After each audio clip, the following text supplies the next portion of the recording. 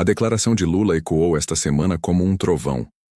Ao comentar as novas operações dos Estados Unidos contra o narcotráfico na América Latina, o presidente brasileiro disse que os narcotraficantes são, na verdade, vítimas dos usuários. Essa frase simples, mas brutalmente polêmica, virou o centro do debate político no Brasil e fora dele. Em poucos segundos, Lula conseguiu redefinir a discussão sobre crime, consumo e responsabilidade. E o que parecia apenas uma provocação virou um questionamento moral. Quem é a verdadeira vítima do tráfico? O usuário que consome e alimenta o sistema? Ou o traficante, que enriquece com o sofrimento alheio? Para explicar a fala, Lula argumentou que o combate ao narcotráfico é hipocrisia, porque ataca o elo mais fraco da cadeia, os países produtores e as periferias, e poupa os grandes consumidores, especialmente nos Estados Unidos e na Europa. Na visão dele, o problema real está na demanda, não na oferta. A tese não é nova, mas vinda de um presidente, num momento de tensão com Washington, ganhou peso de provocação diplomática. Os Estados Unidos acabavam de anunciar uma nova etapa da Operação Martelo do Sul, voltada a interceptar embarcações e aviões de drogas vindos da América Latina. A reação de Lula soou quase como uma afronta direta, porque ao usar a palavra vítimas para se referir aos traficantes, ele inverteu toda a estrutura do discurso tradicional sobre o crime.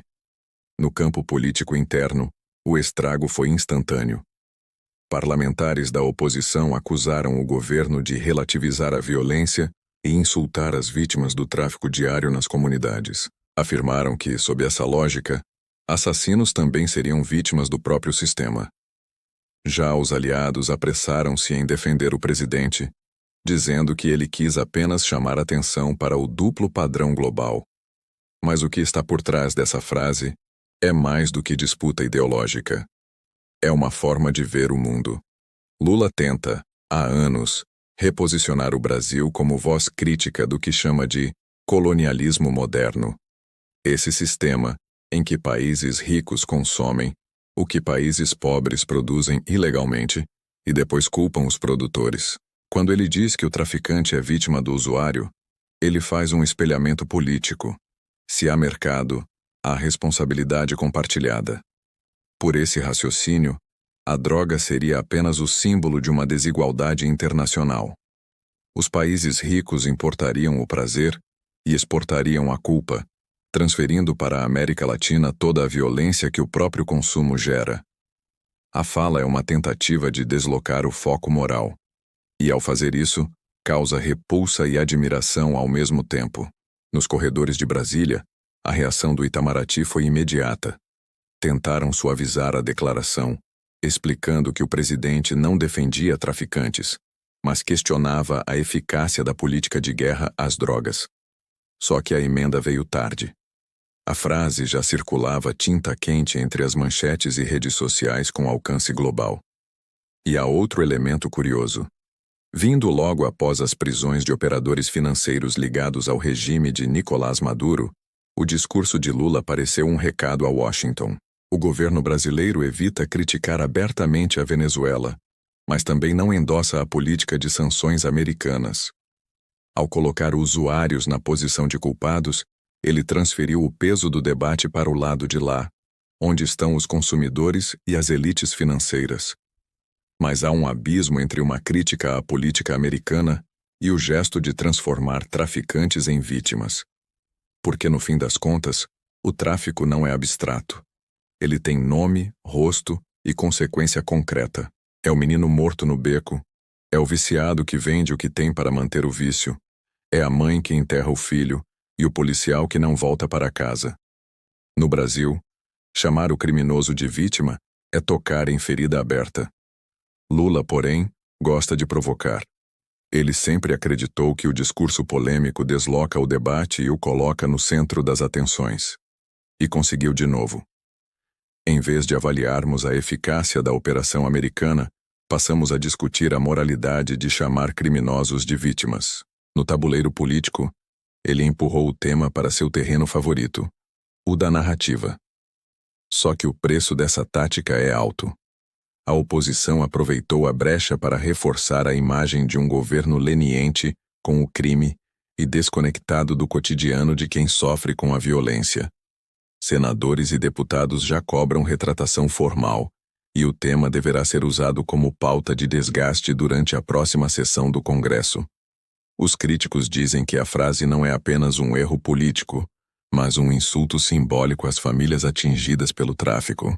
Mesmo dentro do próprio governo, o mal-estar é evidente. Assessores da área de segurança tentam minimizar, lembrando que o Brasil continua apoiando projetos internacionais de combate a drogas e cooperando com agências americanas. Mas o dano está feito. Enquanto Lula tenta vender ao mundo uma postura altiva, de país que não aceita tutelas, acaba alimentando a interpretação de que o Planalto prefere justificar o criminoso em vez de combatê-lo. Por outro lado, há quem veja um cálculo mais sofisticado.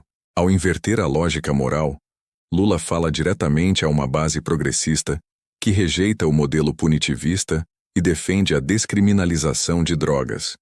Ele assume a posição do questionador global, o líder discursivo que aponta a hipocrisia dos poderosos. E nisso há coerência com sua trajetória internacional. O mesmo presidente que defende uma nova governança mundial, que critica o dólar como moeda de domínio, agora questiona também o monopólio moral dos Estados Unidos sobre o combate ao crime. A fala de Lula pode ser resumida na velha máxima: quem compra também trafica. É o raciocínio de que o consumo nas capitais americanas alimenta o tráfico nas favelas latino-americanas. Enquanto houver milhões dispostos a pagar por cocaína, heroína ou fentanil, haverá quem produza e mate por isso. Na lógica dele, os Estados Unidos combatem sintomas, não causas.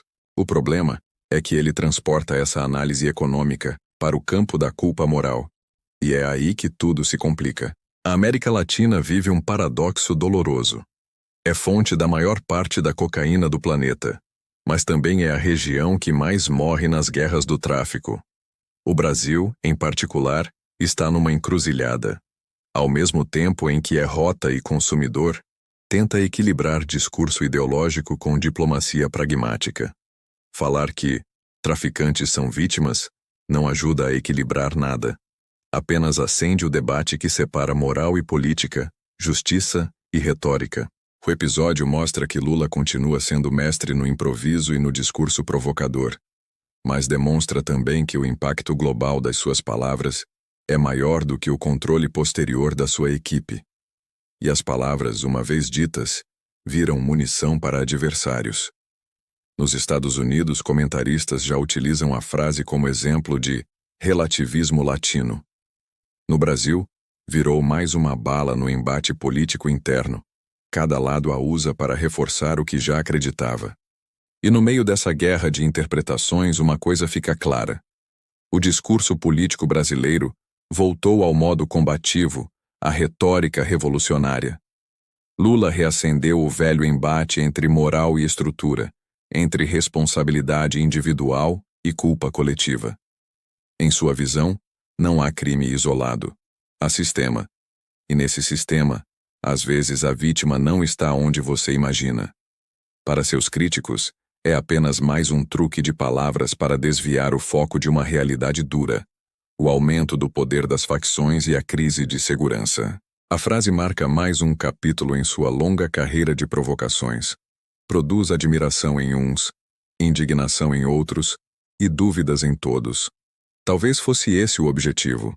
Um toque calculado de caos para continuar dominando o centro do palco. Mas o risco é transformar complexidade em cinismo e política externa em um meme que ecoa mal dentro e fora do país. E diante disso, resta uma pergunta inevitável.